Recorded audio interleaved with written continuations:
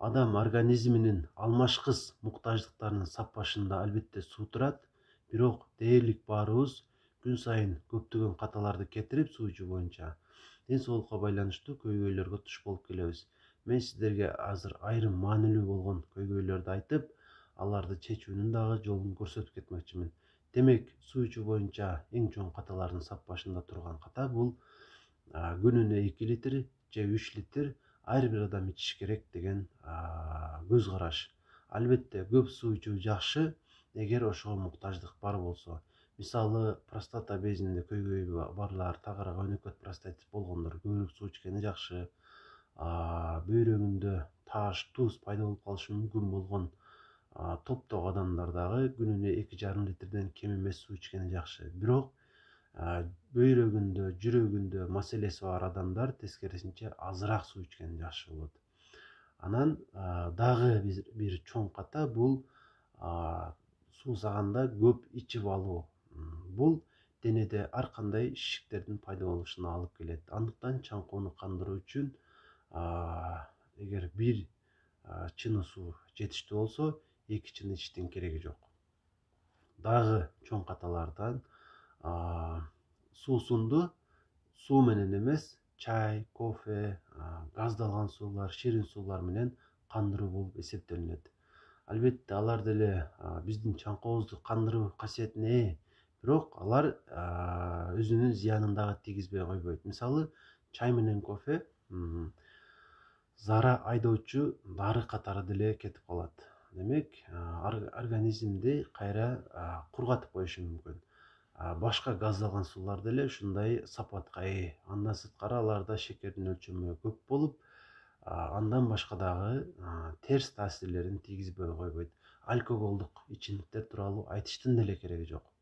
Анан дагы тамак менен кошо суу ичкендеги ката.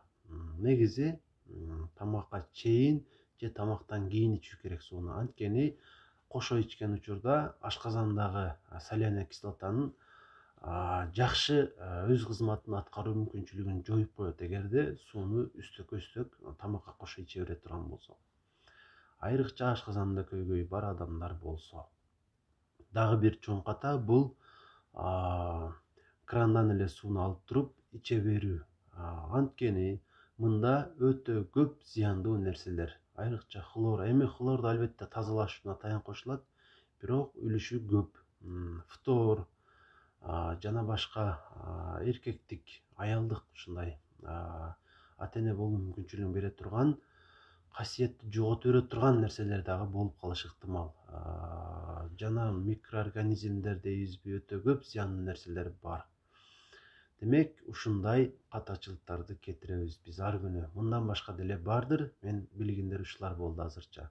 Аларды кантип жоюу керек? Демек, эң негизги башкы кеңешим сууну суусаганда гана ичиңиз жана суусунду суу менен гана кандырыңыз. Чай менен дагы эмес, кофе менен дагы эмес, ширин суулар менен дагы эмес, жана башка нерселер менен дагы эмес.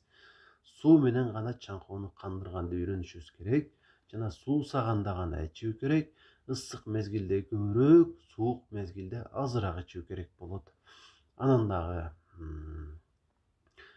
дагы тамак жештен жарым саат мурда же 1 саат кийин ичүү керек сууну, же болбосо азыраак ичүү керек ошол убакта. Анан дагы айрым адамдардын топтору деп айтып өттүм өйдөдө, ошол нерсеге дагы көңүл буруп коюш керек. Жүрөгүндө маселеси бар адамдар бардыр арабызда, бөйрөгүндө маселеси барлар бардыр арабызда. Ошолор бир аз азыраак ичкени жакшы. Айта берсе көп маалыматтар толтура, бирок эң зарылдары ушулар. Жакшыраак түшүнүп алыш үчүн дагы бир жолу угуп койсоңуз жакшы болот. Анан дагы сөзсүз түрдө маани берип колдоно баштаңыздар. Бул айтылган сөздөр факт.